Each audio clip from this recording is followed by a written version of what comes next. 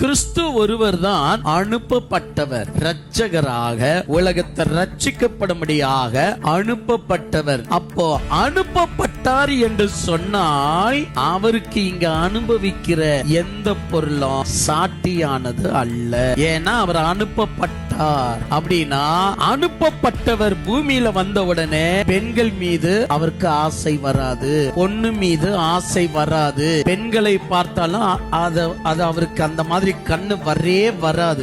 ஏன்னா அவர் இந்த உலகத்துக்கு சார்ந்தவர் அல்ல, அவர் அங்கிருந்து இங்க அனுப்பப்பட்டவர். அனுப்பப்பட்டவர் என்ன செய்வார்? ஏன்டா அப்படி சண்டை போட்டுக்கிறீங்க, சும்மாறா, ஏன்டா அப்படி கூச்சல் போடுற, சும்மாரு என்று சொல்லி எல்லா உலகத்துடைய மாற்றங்களை அமைதிப்படுத்தி சத்தியத்தை கற்றுக் கொடுத்து வாழும்படி வழிவகுத்த வந்தவரை ஒழிய அனுபவிக்கும்படி அவர் வரவில்லை என்று சொன்னால் அவரை மட்டும்தான் பணிந்து கொள்ள எல்லாருக்குமே யோக்கியம்.